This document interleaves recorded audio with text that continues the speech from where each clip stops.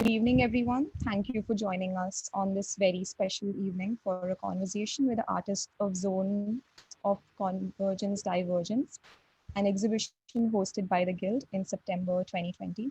My name is Akshara Dattani, and on behalf of the Guild, I would like to welcome the participants of today's conversation. Joining us today, we have Najrin Islam with us. Writer and performer Najrin is a postgraduate from School of Arts and Aesthetics, Jawaharlal Nehru University. She has written for several platforms, including Critical Collective, Art Asia Pacific, and the National Cinema Series. Her research interests include cinematic histories, archival studies, and their various intersections in the arts. Now let me introduce the artists. We have Mithra Kamalam here. Mithra completed MBA in painting from MS University, Baroda. Mithra's works build fabled narratives using metaphors that stem from personal and collective history with a carefully employed medium and material. Puja Mondal obtained her master's degree from MS University of Baroda. Puja's paintings evoke personal experiences with the immediate social world by bringing in poetry, popular visual imagery, and text. Ashad Hakim attained his MFA from the Shiv Nadar University. Arshad works primarily with photographs, text-based pieces, and videos, building fragmented non-linear narratives that structurally undo themselves. Sabyasachi Bhattacharjee completed MBA painting from MS University, Baroda. Sabyasachi uses digital medium, deploying the genre of motion pictures by playfully manipulating the static and moving in the complex collages of the urban landscape. Umesh Singh received his master's degree in printmaking from SN School, Hyderabad. Umesh's practice revolves around biodegradable organic material and substances, creating stark visuals which speak about the struggles of the communities, especially the farmers. Welcome to all of you, and thank you for joining us once again. I would like to request Najrin to now begin this conversation. Thank you, Akshara, for that introduction. Hi, everyone. I'm Najrin, and I'm going to be moderating this conversation centered on the exhibition, the digital exhibition, Zones of Convergence, Divergence. I would just like to straight away begin with my questions, just for the sake of momentum.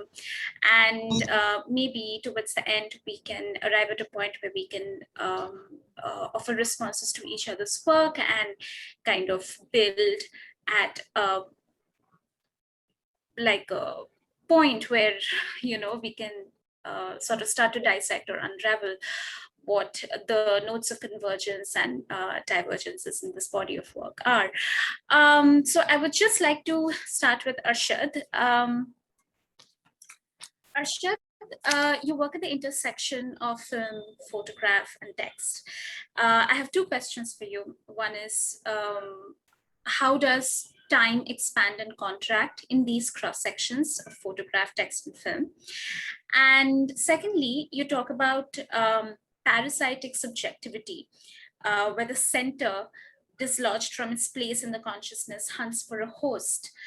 And while we were speaking over the phone, you had also explained this concept of interior image. For example, the self-immolation of the Buddhist monk in Vietnam in protest, which we're all familiar with. You don't use that image directly in your work, but you refer to it explicitly, and it evokes the memory in our head, in the viewer's head instead, which is just as strong. And so my question is, how do these interior images generate this affect? You can choose to respond to both the questions together, or you can take them one by one. Thank you for this question. They're very fascinating. I think I'll take them one by one. Yeah.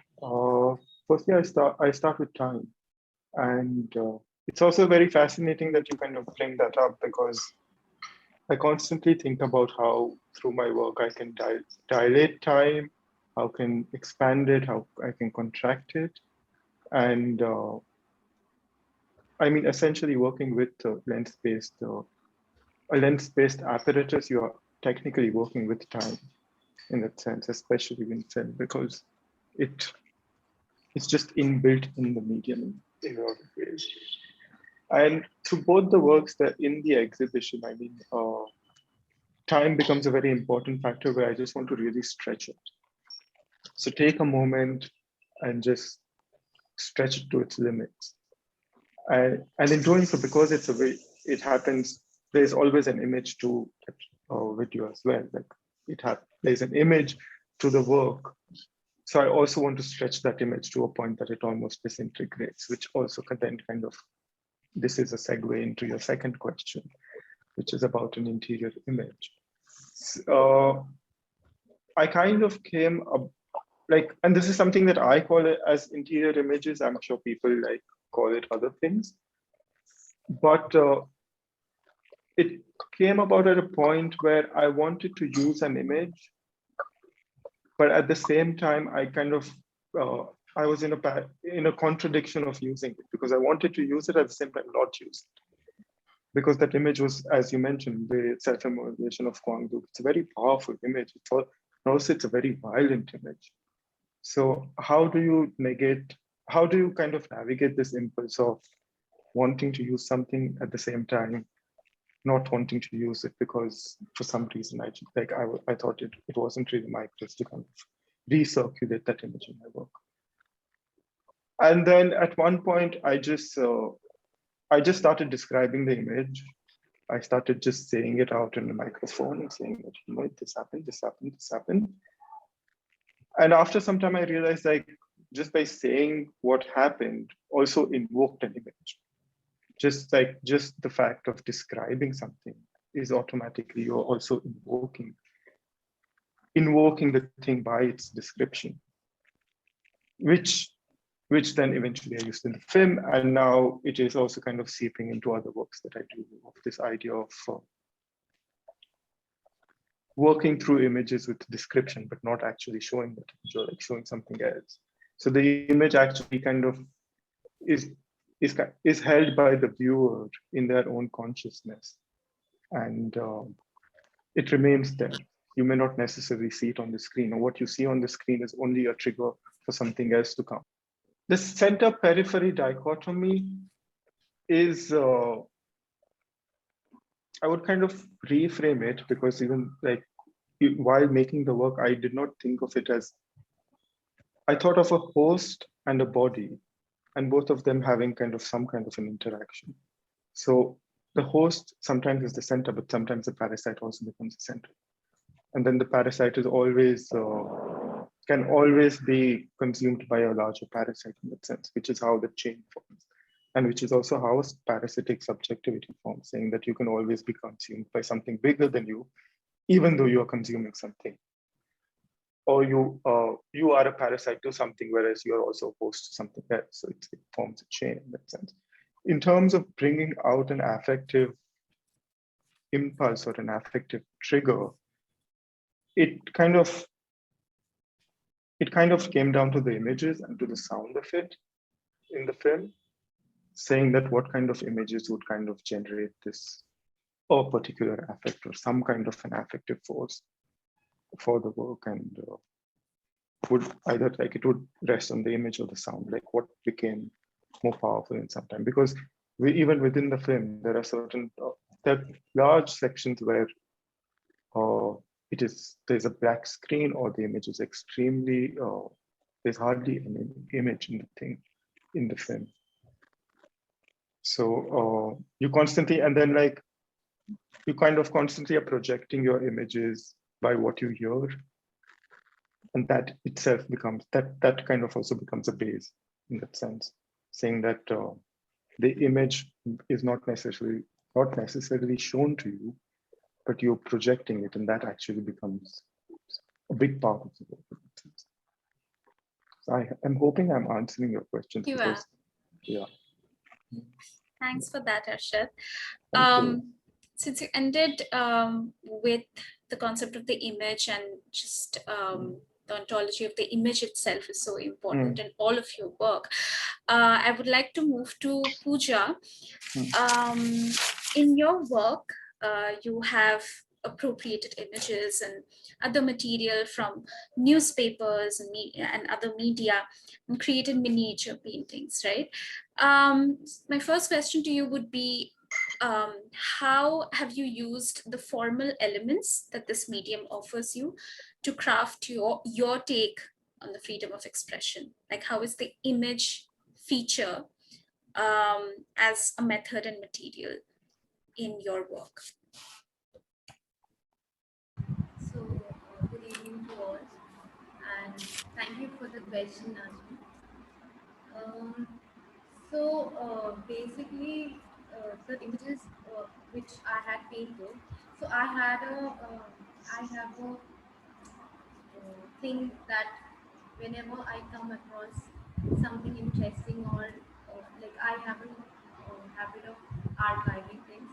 So either I have them in form of screenshots or PDFs, and they pile over one after the other. And whenever like I go back and forth with those references while working, and even when I'm not working, I go through them, and they actually somehow become a point of my uh, reference while I work. Though they this time this the images have come out very blatantly, and they are like images of real people, which I am not generally, which I have not done anything of this sort before. But during the lockdown, I wanted to do something a bit different from what I was actually working on. So there, I wanted to make some portraits, and while I wanted to make some portraits, I was searching through and going through my archive, and these were the images which actually were, appearing quite often. So from there, the images has come onto my work, and another thing which you wanted to ask is The method that you use in your okay. work, the So method and material of your process. yeah, so this was the first attempt when I literally tried to follow all the ways the particular miniature painting is being done. Initially, in our second years in our college, we had a very important miniature artist, Ajay Sharma, coming down from Jaipur, and we had conducted miniature workshops in our second year and third year. And miniature, the way of painting in miniature scale has been constant in my process, but it has never been into the format of what I had done it. Like I had never done it in a form of a folio, which can be, you can held them in your hands. My work has always been of scale around 12 feet or 10 feet or 6 feet, where I had incorporated ways of doing it, things miniaturely, but it's certainly not a miniature. So this time I tried to follow all the way of how it's been done, and there but I wanted to, bring in something, add on to the traditional uh, way of doing it. So I mean to say that when I did the portrait of Aishi Ghosh, so the hashyas which were present, I tried to incorporate, there are swords. If you see them closely and see it in your hand, then you can see that you'll find the handcuffs or swords, which you can see through the foliate images, uh, which which speaks of a certain time, and which we live in. And so it's not there in all the works because I didn't want it to make it very predictable. But in some works, you can also find that there is a scorpion, which is visible under the foliage images. So it speaks of a certain threat which hovers around these people, or us in general, who has a who are trying to, speak from their side, but then you have these censorships, and you have different ways of putting down these students or voices like we want to share and have. So we need to have a subvertive way of saying things where we can be made heard. So yeah, I think, and then there is also there are many ways in which a miniature is being done, but here I had used the trope of a portraiture painting where you have the portrait and then the border or the hashia is um, an element to glorify that character. So here the people who are very common people who are just like us, but they have this enormous strength and and um, and had you know and had inspired us in their way of putting up defiance against the such powerful uh, what to say strength. Yeah. Yeah, So that's actually really interesting because my next question is actually tied into exactly what you said. Like, you glorify very common figures who have unwittingly become the center of attention because they raise their voice against censorship and police atrocities and other issues. So you use loss as a subject in your work for many of the figures, and tribute as treatment. And so loss and tribute kind of cohabit in your portraits. So how do you look at this idealization of public figures within the framework of freedom? How does this idealization work for you in terms of image making? so the loss and tribute, they have come into my work from a very initial stage. Like major of my works are, if you see them formalistically, the surface quality and the final outcome which you see, it speaks, the surface speaks of a certain kind of loss and wavering, because they are being inspired from the wall surfaces which has faced a lot of um, time and the withering of time. So my first visual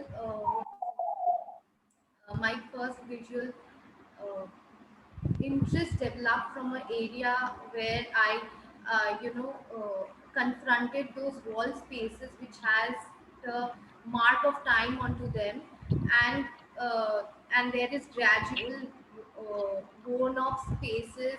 Either you can find marks or scratches, have been done on the murals, and this show the insensitive part of our community that has uh, like we go through.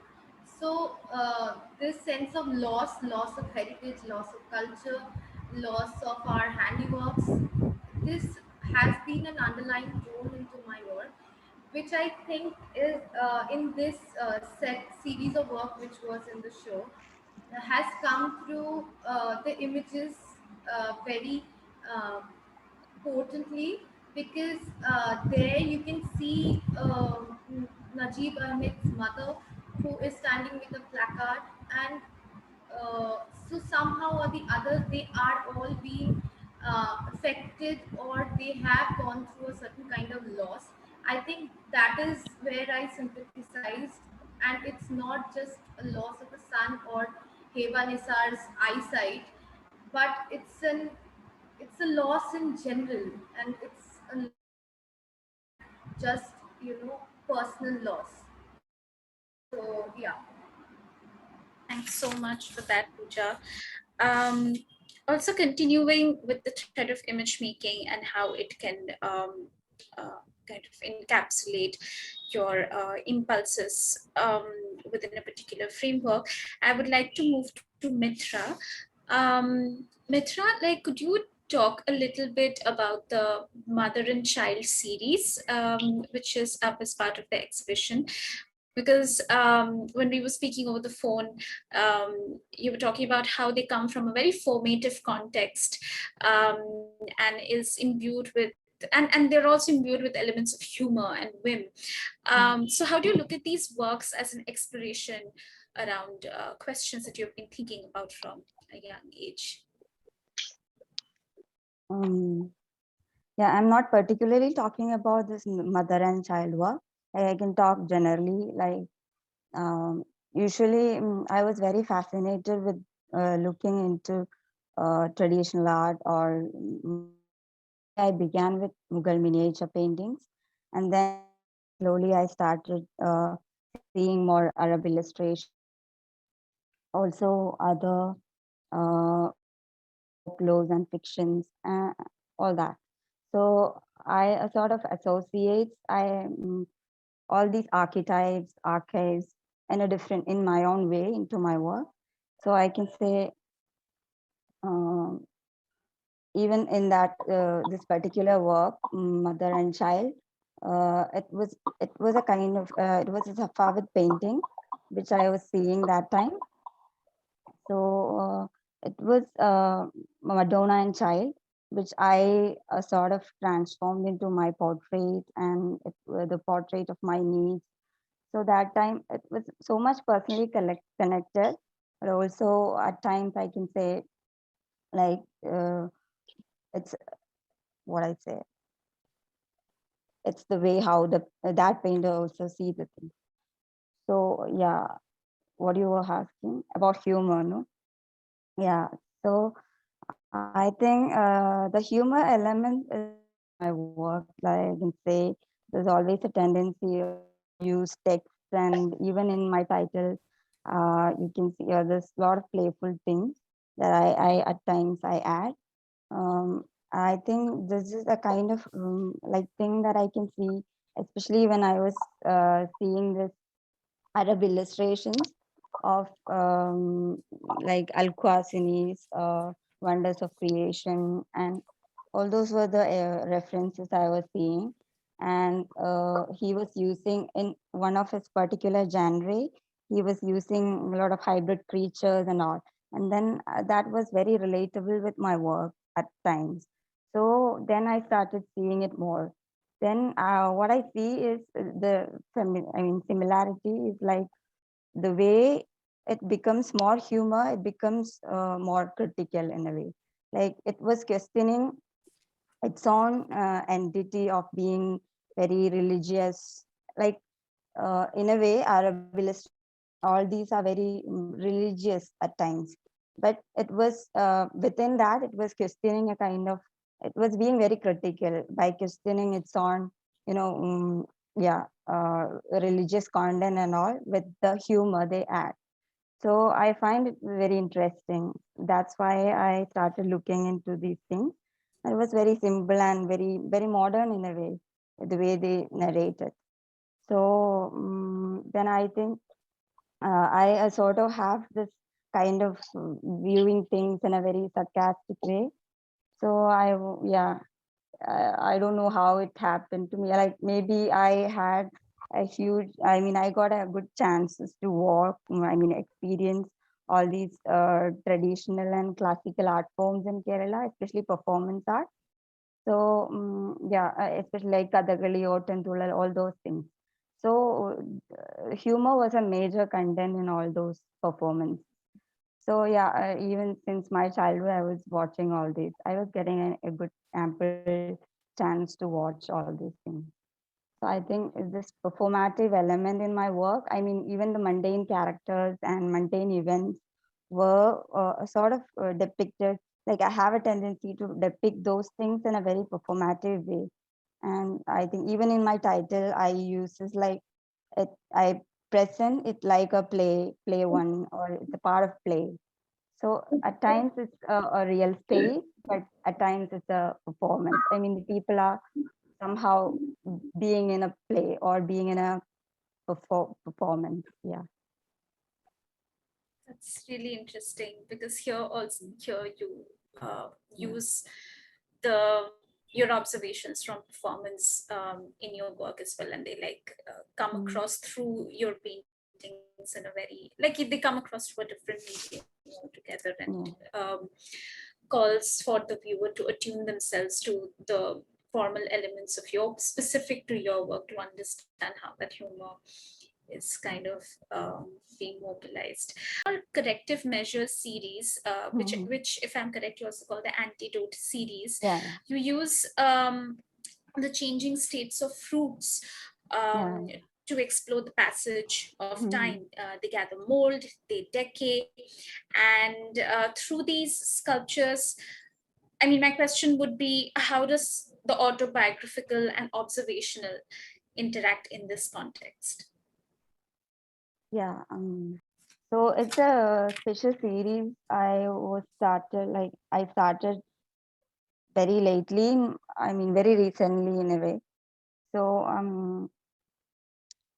it's a kind of where I was using the kind of notions of repetition, basically the idea of repetition. And it's this sort of, I was also that time I was seeing artists who have used this idea of repetition like a method of healing, a kind of therapeutic way of therapeutic facet to it.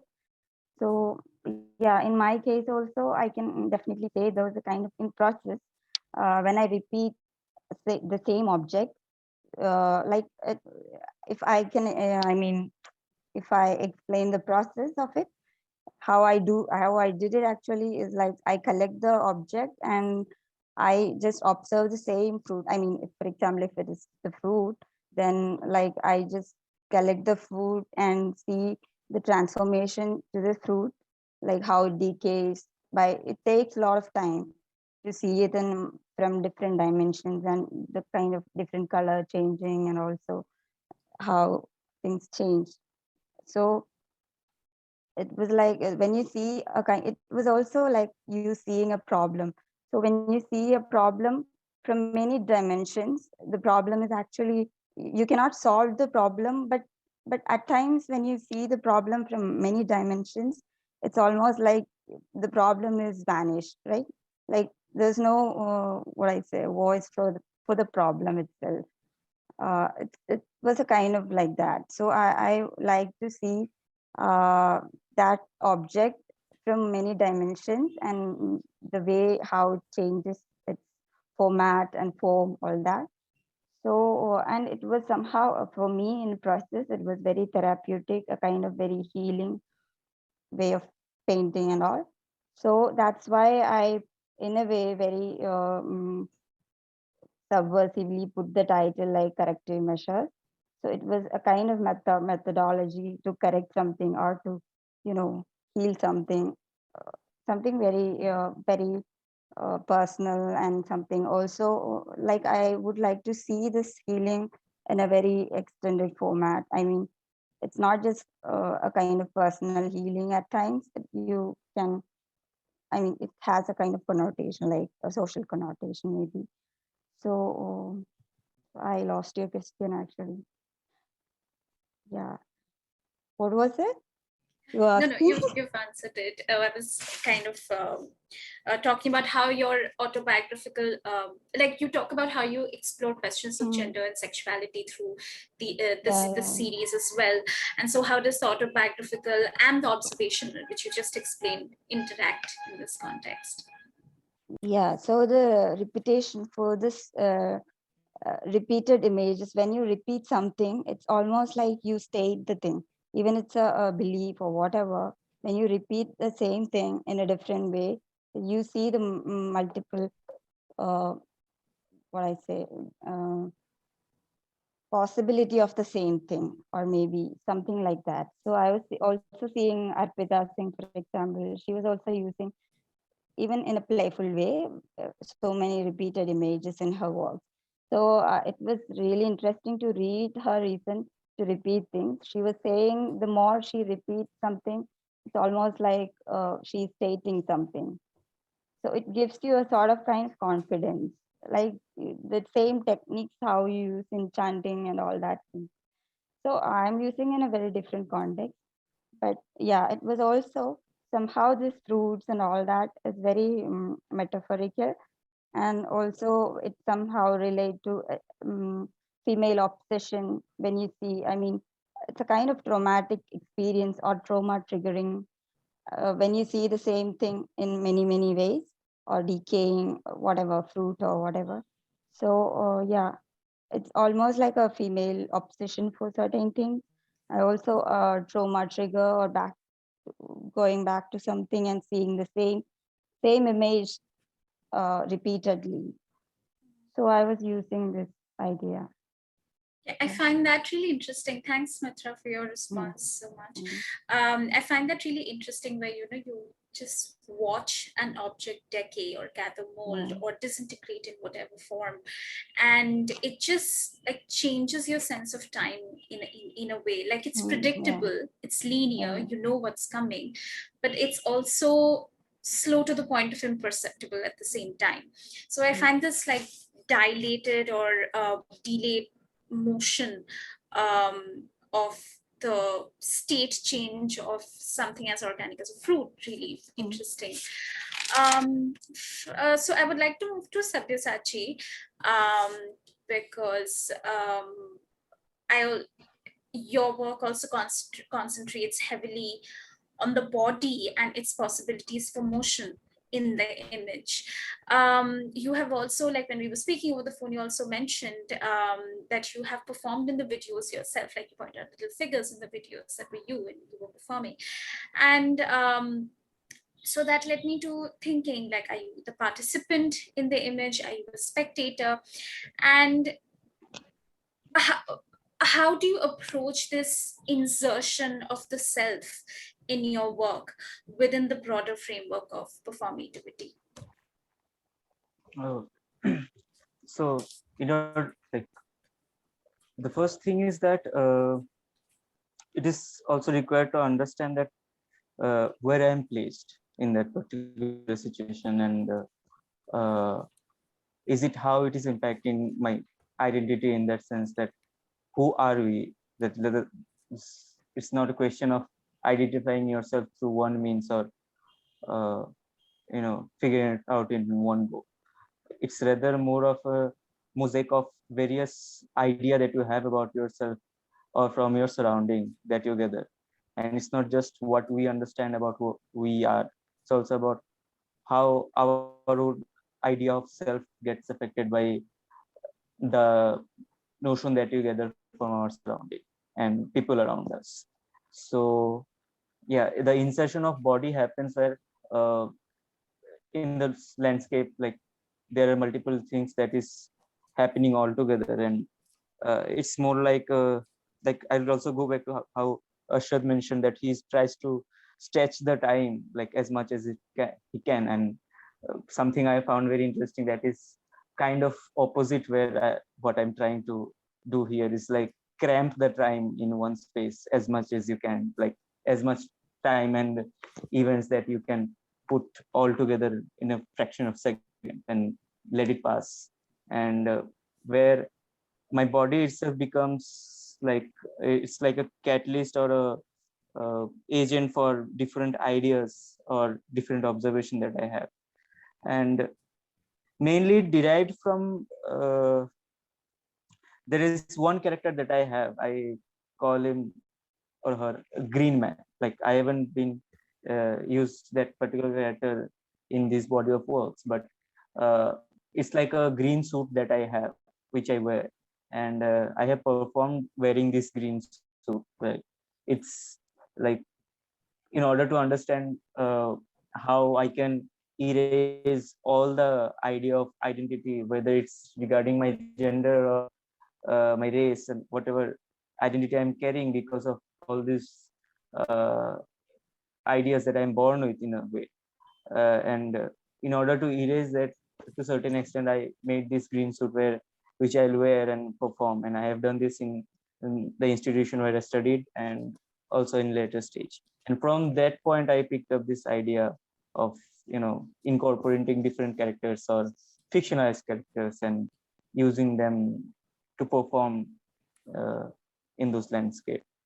It's like like tricking yourself to like see what all you can mimic.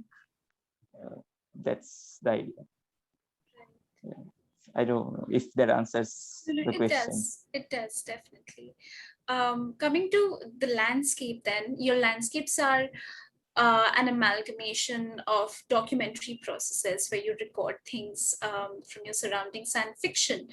And both these things allow disparate sources to cohabit one frame. Um, and accommodate multiple times. How do you weave these little micro narratives together, both formally as a device and as the function of a panoramic gaze that you construct? Like Smoindi derives from how I can first of all formulate a fictional space. Like it's, you can say it's more like a space where one can feel safe. Like for me, it's very important that how, like imagine a space where it's safer to put everything together, and where are things that is like hidden in, like in a format of Easter egg, or like hidden in plain sight. And in order to understand all of them or accumulate those information from there, you need to look uh, in every corner of it. And it's more like a spatial mode where uh, all these events that seem individual events to us, like the way we gather information these days, but none of them are happening individually, whether everything is happening at the same time, and we are perceiving so much of information at the same time. And how that can be understood and looked at, uh, not only from one perspective, but so many perspectives that we have. And it's also derived from, formally speaking, it's how miniature works, and uh, those ideas can also be incorporated in this particular medium that I'm using. It's also an experimentation to see, like what I was saying, that do they really like just coexisting, or it matters like how all these big events actually affect one another, like a butterfly effect in that sense. So yeah. Um, Something else I've observed in your work is also that the laboring body, or simply just labor, is very visible in your work. Like there's this constant, perpetual motion of bodies and actions. Would you like to say something about that? I don't have a specific question in this direction, but there's just this sense of constant motion that comes across from your videos, and quite relentless in a sense, because there's not one section you can focus your eyes on. There's something going on in each corner of the frame. And there's also this one work where you show this perpetual motion of the circularity of labor as well. So if you could comment a little bit on that particular Yeah, work, just generally. maybe it's kind of says self-explanatory, the question itself, but I'll try to take it to a different point where I'll try to equate two things together, and maybe you guys can tell me if it is working out. The first thing is that I try to understand how heat works, like in a space, how temperature works, and it's about the motion of molecules. It's a scientific understanding for me, where it is coming together in the work visually, that so many things are happening together, and it is generating heat in that sense. But in terms of these works, how I understand it and why it's being put together in that way, that somewhere I heard in a very earlier age that democracy is a form of hate. Like uh, the truest form of democracy is where the people are speaking out, and there is a chaos that is going on, where people have uh, their voices being heard, and it's a continuous, it's a perpetual motion that is going on, and it should not be calm. It should vibrate all the time, like how our heart beats. So I heard this quite a long time, and somehow it got embedded in mind, and I looked at this particular medium, like for film or this audiovisual medium is very democratic in that sense, and the landscape that I create, they are also in that way where time and space is given equal space, like equal opportunity to put them together. So this idea of heat, this motion, and then this idea of perpetual motion that derives into perpetual labor, and which also talks about how democratic structure can function. So I don't know, like I'm trying to put them 1+1 together here to make it 2. And so this is how the process is, and I try to understand in different vantage point. So and labor itself becomes like in all sorts of culture, it becomes like one thing that keeps it running, any system, in order to work. Like how heat works, the labor itself is keeps it warm all the time. So yeah, that's how the perpetual the understanding of perpetual motion is portrayed over here. So. Thanks so much for that, Sabyasachi. From that, we'll move to Umesh, who has had a really rough time during the lockdown last year when he had to travel from Varanasi to home in the right after the lockdown was announced in March 2020. And your work also issues from this close encounter with the inconveniences and the horror brought about by the sudden lockdown that you witnessed and experienced on the streets. So if you could give us a little context to this, there's a sense of despair in your work as well, like there are bodies piled up against each other. There are skeleton-like figures that populate your work. And when I heard about your experiences last year, I feel like it would be really useful for all of us to gain some perspective into that context from where that despair kind of issues. So if you could just give us a little idea of where your work comes from. So first,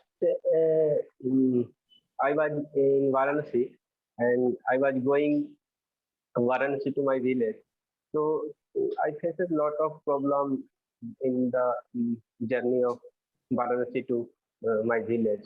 So it was only 4-hour distance, and I went my home in 40 hours take time for this journey. So I was very sad and like angry because of the situation of and the facility of the government in Bihar. So usually I don't not draw only drawing. So I work like the different kind of medium installation, and so that time I have only pen and ink and some handmade paper. So I want to quick react something because of that time the situation. I want to quick react. So I did. I write some poetry. I make some sketches, drawing. So it is very dark situation in that time for all people. All people, labor and some students, so many types of people inside the bus. So we talk about that they are going. We don't know how will we survive in the village. They are going. Some people came from Rajasthan, Maharashtra, different types of cities. So and after the situation I saw in my village, and so people are working only 100 rupees one day, one day for 100 rupees full day work. So they are working full day and got only 100 rupees. So this kind of situation in that time. So I saw very closely this situation. So I try to draw and. Yeah, no, thanks for the context. Thanks for giving us the context in which you navigated the lockdown last year. In your work, there's this very discomforting compression of bodies, like there are bodies piled up against each other. There's no space between the bodies. And they evoke images of other traumatic incidents from the historical past, where we have seen either photographs or reproductions of photographs where bodies are piled up against each other. And literally there's like this is intense, discomforting compression. So, and there's a certain sense of claustrophobia, therefore, that comes from watching so many bodies compressed together. So I was wondering how this sense of claustrophobia ties up with the power hierarchies that you witnessed on the road as well as homes, because when we were talking over the phone, you were saying that power hierarchies are not just visible on the streets but also in homes, where you have a particular a seat for somebody from the upper caste community and another for the lower caste community, right? So there's a hierarchy working inside the house, starting from something as simple as accepting water. And during the lockdown, when you were navigating the roads, you saw this hierarchy at play very visibly on the road as well, where a certain section of the people, like the migrant labor force, was kind of left to their own devices, where they were asked to just find ways to navigate the map back home. So these hierarchies are very apparent in the work that you have created. And so I was wondering if you could talk a little bit about the sense of discomfort that comes across through sketches. So that time I was also in bus. So we struggle for seat. 12 hours we struggle for seat inside the bus. So in that time it was very problematic, and there was not any shadow. So when I was in Varanasi, I got a very good condition bus and seat. And when I entered the Bihar border, the bus left me inside the 20,000 people, and there was not any shadow, any tree, shade kind of thing. So and 12 hours I was there, and so many people were there. So it was very disgusting situation. I was I was very clear about the situation. I was thinking I will be positive, and how so. Sorry. I found. So I saw a lot of different kind of situations. The people, some of people was top of the tree for the social distancing, and some of people, some of students and people are they have not any kind of this kind of fear. They all are eating this together and this kind of thing. But the people, all people are like to labor class, a student, and very poor kind of people, not like any rich people, not looking that time. Some all very labor kind of people. Thanks, Umesh, for your responses to these questions. They were really helpful.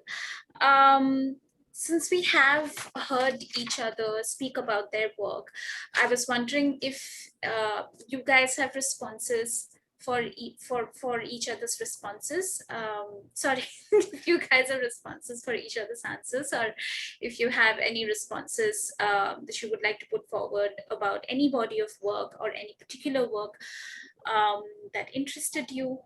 So I'll just allow you guys to let each other's responses ferment in your heads, and like just maybe you can take some time to respond to each other.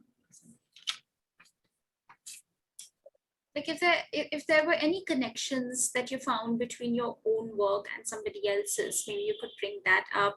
Like Sabyasachi was talking about time, right? And how Arshad uses time a certain way, he dilates time, and he and Sabyasachi kind of crams multiple times in one frame. So that was like a really interesting observation and a point for me to note as well. Any other such points of divergence, or connecting points that you might have noticed with your own work and somebody else's? It would be nice to kind of flag that. What I would like to say is that looking at all of our works, what I find is that we at our point is trying to deal with all the uncomfortable situations that we are in, and we are trying to express and put forward those concerns, but everybody has their own devices of doing that. And but I think what is relevant in each of our works and what binds our work is that we are trying to speak of our times. Maybe it is through Arshad's videos or Umesh's, ink blotches, or Sabya's, you know, um, self-indulgent videos, or Mithra's work.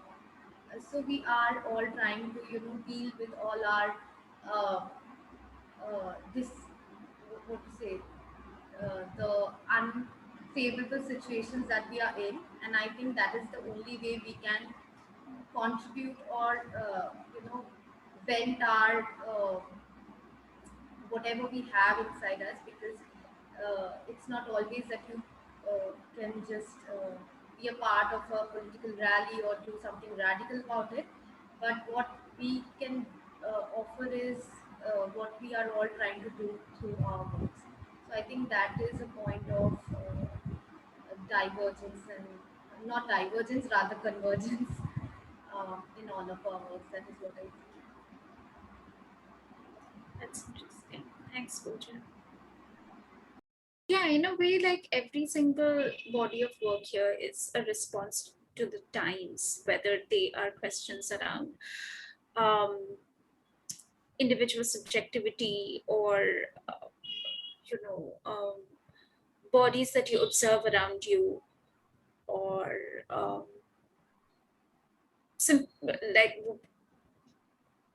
like simply what you see populating a landscape.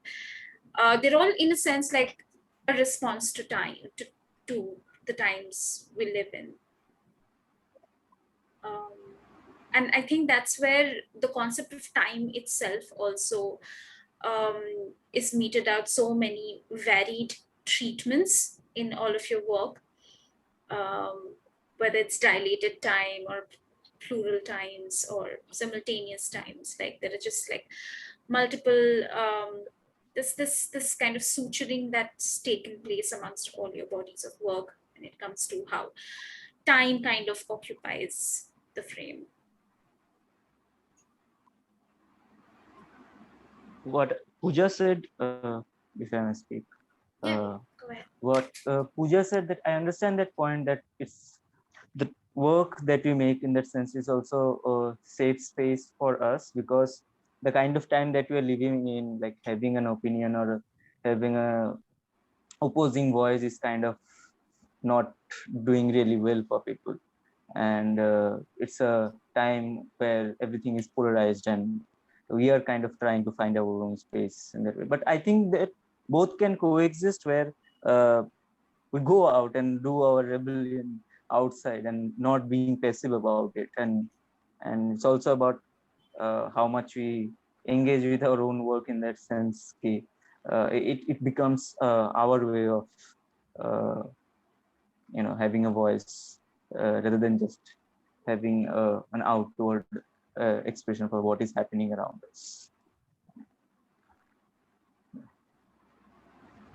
But I said that not always you can have the opportunity of Yeah, being a that's part of such rallies or something, which is very few in our where we also stay. yeah. But then you have your own ways of showing resistance, and that is, I think, what we're all. Yeah, that's what I meant. That our work is a much safer space for us to have. Even that is, I think, is going to get critical after a point of time, because there is a lot of self-censoring also is happening, and state-based censoring is also happening. So yeah, that's also possible that it will be difficult for us in future time in that sense.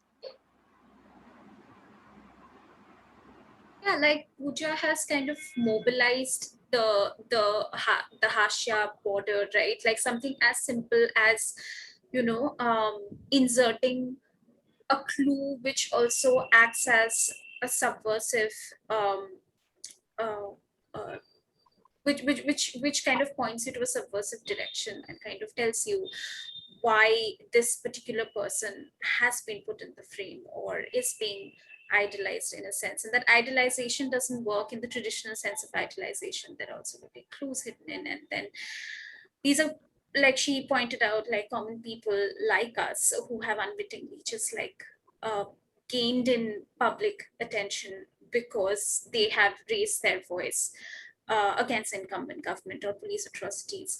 And yeah, I think that could also be like an important mode of resistance, and um, and not necessarily just passive. But then, yeah, you're free to comment on this. It's an important discussion, actually, with the current situation. How do you resist? Like, what are the modes of resistance to state apparatuses? Like, do you just stick to your work, which becomes a safe space for you, or do you go out on the streets, which also entails a certain threat to your body? So yeah, it's an important discussion, and I don't think there's like a clear right or wrong answer here, because there are so many other intersections of caste politics, religion, um, that come into play and that have to be taken into consideration when we're talking about dissensus. It's just not an easy answer.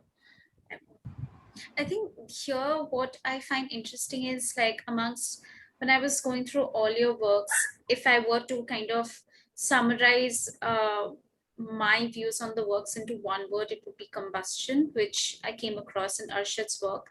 And I think that word really encapsulates a lot of notes of convergence amongst all your work, because there's mention of heat in Arshad's work. There's heat in Sabyasachi's work, because and then this heat is generated by motion, by a sense of perpetual motion from physical compression, like in Umesh's work.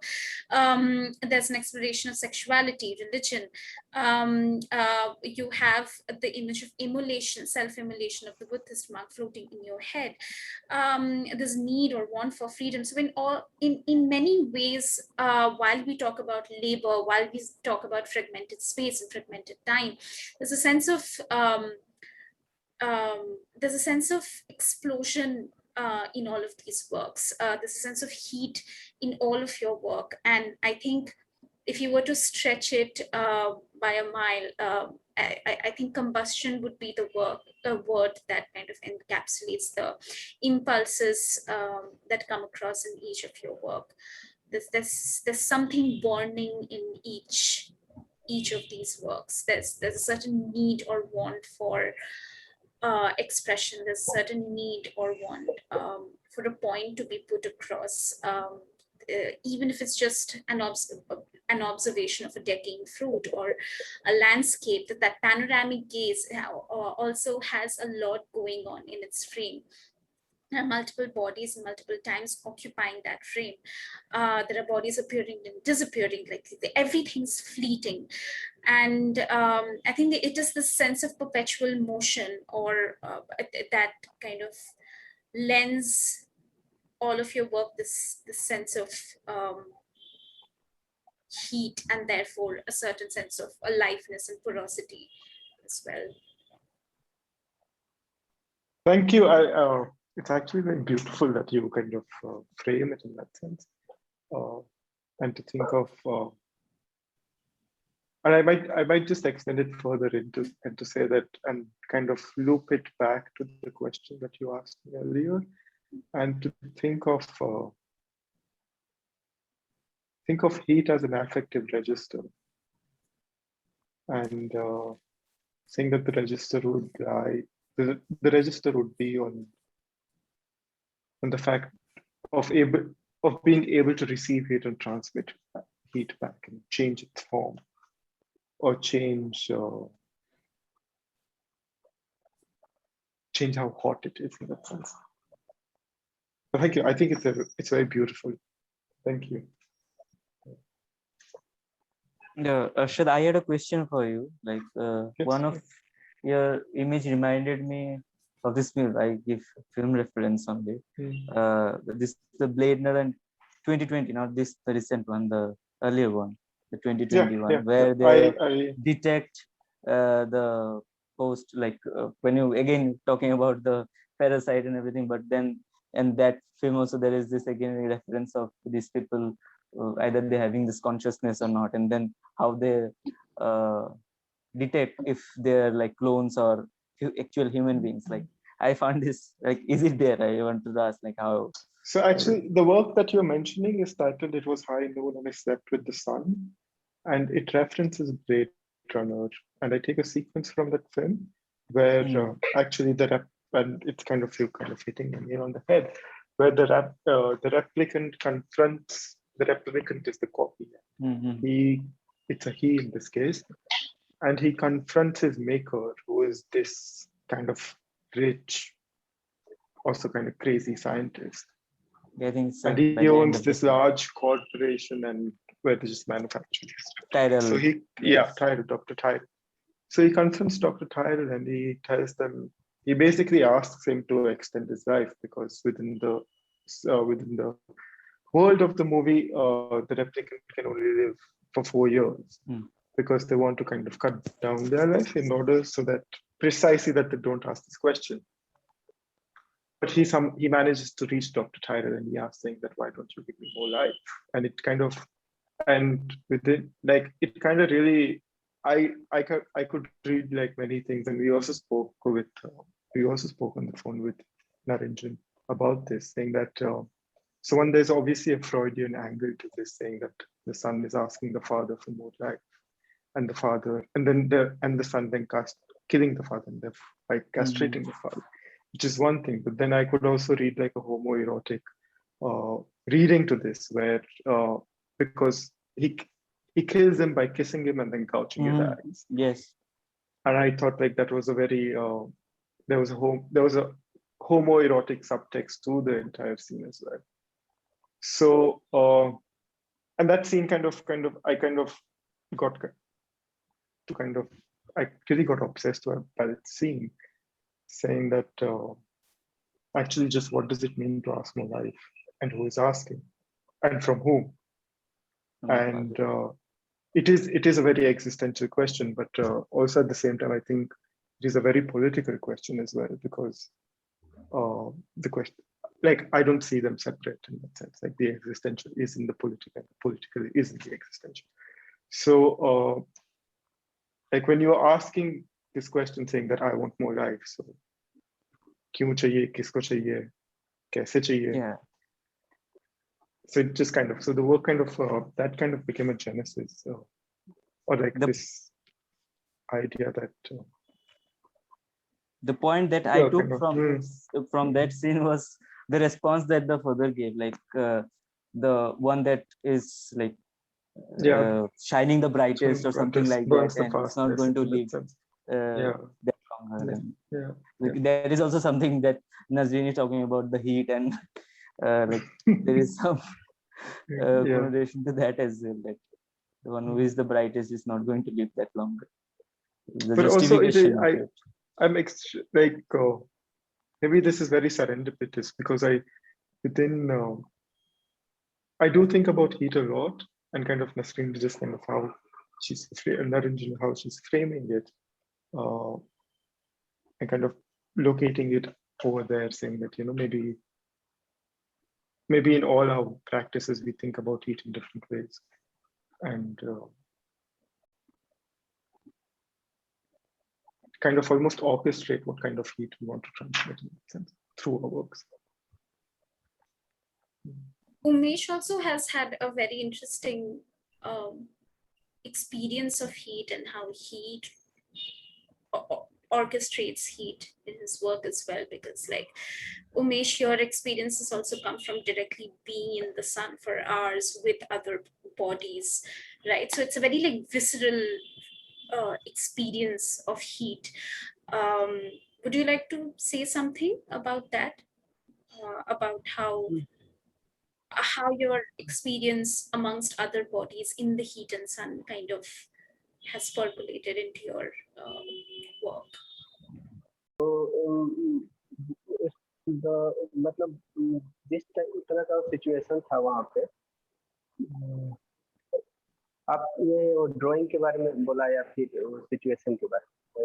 Drawing के बारे में भी और situation के बारे में भी, मतलब आपके काम में, आपके एक्सपीरियंस में इतना हीट आपने जो एक्सपीरियंस किया था पेंडेमिक के समय, लॉकडाउन के समय, धूप में बैठ के बाकी लोगों के साथ, तो वो सेंस ऑफ हीट आपके काम में भी दिखता है, तो उसके बारे में अगर आप कुछ कहना चाहते हैं। तो जैसे जिस तरीके का सिचुएशन था, मतलब कोई स्पेस नहीं था वहाँ पे बैठने के लिए, कहीं कुछ नहीं थे, एक दो मुश्किल से पेड़ थे, उससे भी लोग ऊपर तक चढ़ के बैठे हुए थे, और जिस तरीके का मतलब कहीं पे तो कोई सोशल डिस्टेंसिंग का कोई इतना इशू नहीं रखता था। जैसे कोई मैरिज सेरेमनी में लोग गाँव में बारात में लोग जाते हैं, तो या तो जैसे सोते हैं तो 5 लोग एक साथ एक कंबल में सो जाते थे, तो उस टाइम इतना जैसे हम लोग इतना डर रहे थे कि कैसा सिचुएशन है, हम कैसे मतलब, और वहाँ पे हम देख रहे थे बहुत सारे लोगों को कोई फर्क नहीं पड़ता था, वो 5 लोग एक साथ मिलके सो जाते थे, ऐसा टाइप का वो था। वो उनको इस बात का डर ही नहीं था कि उनको कुछ कोई कोरोना होगा या कुछ होगा, इस तरीके का सिचुएशन था। तो जैसे ड्राइंग वगैरह में मुझे थोड़ा इस तरीके का ड्राइंग करना पसंद भी है, स्केचेस टाइप के, स्कल्पचर टाइप के, और तो मैंने इस चीज को फील किया, और जैसे क्या बोलते हैं, जिस बहुत सारे इमेजेस में आप देख सकते हैं, मैंने बहुत सारे स्कल्पचर लाइक छोटे बच्चे को दिखाया, बहुत कम उम्र के बच्चे थे जो कि मतलब उस टाइम उनको मास्क पहनना उनसे पॉसिबल नहीं था, उस तरह छोटे बच्चों को मास्क पहनाया जाए या फिर उनको किया जाए। और जिस टाइप का सिचुएशन था, हम लोग जैसे पहले एक बस आती थी और सब लोग पूरा भीड़ उस बस की ओर दौड़ता था, तो जैसे किसी का फैमिली होता था तो उसके पास उसका बच्चा होता था, और किसी को 2 बच्चे 3 बच्चे भी होते थे, तो दौड़ नहीं पाते थे, वो लोग चिल्लाने लगते थे, जिस तरीके का मतलब सिचुएशन था एकदम। और उस बस में जैसे कभी कभी क्या होता था, हम लोग तो सोचते थे कि सोशल डिस्टेंस का फॉलो करें, लेकिन जबरदस्ती बस में ठूस देती थी, और लोगों को ज्यादा लोगों को उसमें अंदर जाने के लिए प्रेस करती थी, डंडे से मारते थे, ताकि मतलब जैसे बस में ज्यादा से ज्यादा लोग को जितना ज्यादा से ज्यादा लोग को उसके अंदर डाला जा सके। तो उस तरीके का मतलब मैं ड्राइंग में भी जैसे स्पेस को जिस तरीके से मतलब फील किया था, कैसे मतलब लोग कंजस्टेड जगह में बैठते थे, थोड़ा सा भी जैसे कहीं छाया दिख जाता था वहाँ पे एकदम बहुत सारे लोग भीड़ लगा देते थे, और उनको लगता था यहाँ पे मतलब। उसके बाद मतलब बहुत सारे इस तरह के प्रॉब्लम हुए, रास्ते में आंधी आई और बस रुक गई, उसके बाद लोग जैसे बस में ही सब लोग सो गए, और जैसे मुझे ऐसा फील हो रहा था जैसे मैं कहीं की शादी वादी में जाते हैं लोग, तो एक ही बस में कैसे एक के ऊपर सर रख के दूसरा कोई सोया है, ऐसे टाइप का सिचुएशन था। सब लोग मतलब किसी को उतना वो नहीं था, लेकिन मुझे बड़ा अजीब सा लग रहा था कि मतलब मैं इतना डर रहा था यहाँ पे आके, लोग किस तरीके से बेफिक्र होकर सोए हैं, क्योंकि उनका जो जर्नी था, मैं बनारस से अपने घर जा रहा था, और बहुत सारे ऐसे लोग थे जो कि राजस्थान से पैदल चल के आ रहे थे, कुछ लोग ट्रक से, साइकिल से, और आने के बाद बिहार बॉर्डर पर लोगों को रोक दिया जा रहा था, और उससे उनको बोला जाने ही नहीं दिया जा रहा था। तो बिहार गवर्नमेंट के कुछ लोग थे, वो लोग बोलते थे आप लोग के लिए बस आएगी, बस आएगी, और इस चक्कर में मतलब वहाँ पे बहुत ज्यादा भीड़ लगा के रखता था। तो जैसे बेसिकली हम ड्राइंग अक्सर हम करते नहीं, हमको जैसे थोड़ा फील होता है कि मुझे ड्राइंग करने का कभी मन किया कि मैं ड्राइंग करना चाहता हूँ, तो ऐसे ड्राइंग उस टाइम ऐसा मुझे लग रहा था कि मुझे कुछ रिएक्ट करना है, और वो सब चीजें मेरे दिमाग में ज्यादातर चल रही थी उस टाइम, मतलब मैं अंदर से फील कर रहा था, तो उसको मैं एक्सप्रेस कर रहा था ड्राइंग से, कुछ पोएट्री से भी मैं वो किया, तो इस टाइप का मतलब। Thank you, Umesh. That was really Yeah, I mean, I can't even say it's interesting to hear because it's not like it's a very pleasant experience, but the way it comes across in your work is very interesting because आप जैसे वो sketches बनाते हो, these images also evoke other images, especially photographs of bodies backed up from various historical events in the subcontinent and outside.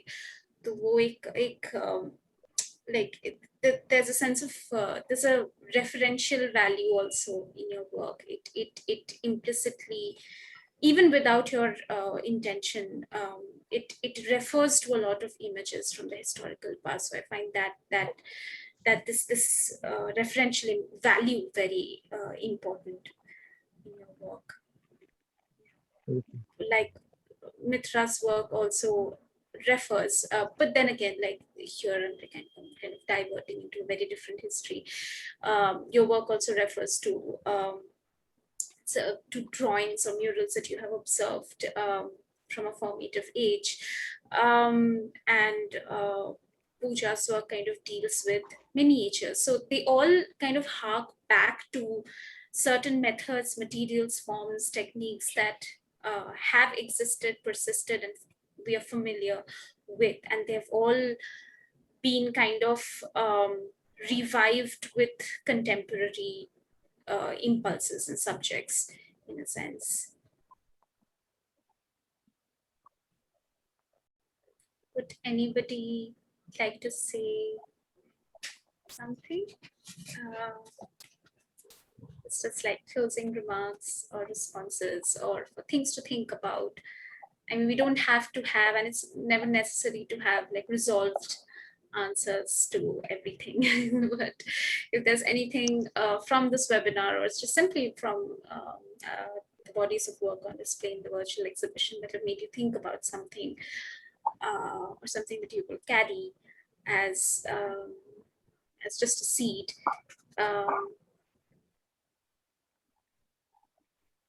I know I've started thinking about heat in a lot of ways. So I was just wondering if any of you would like to add to that catalog of things that we can think about. I mean, it is slightly tangential, but so they've mapped that the sun goes through an 11-year solar cycle, and the beginning and the end of the cycle is usually the cooler periods, and when like at a 5.5-year mark, the sun generates intense amount of heat, and and I'm sure like if you do a Google search, you'll find this, but they've mapped various socio-political, or like not really social, I mean, socio-political would be one way to say it, but various moments of transformation through history based on these solar cycles. And it is very fascinating how much it is in sync, how much of the world and how much of our social life is in sync with the sun and the cycles of the sun. So it's kind of tangential, but No, but that's interesting. Like that kind of encapsulates a lot of what we are talking about. yeah. Maybe on that note, we can kind of bookend the conversation for tonight. It was really great speaking with all of you individually and here on this platform together, and then to see how you responded to each other's work and bring up points for discussion. It's been great to see these diverse sets of work come together and kind of look at each other through very specific lens and resulting in a kind of bricolage of experiential responses. So yeah, thank you everybody for bringing your opinions forward through your work, through these discussions, and maybe at a later point,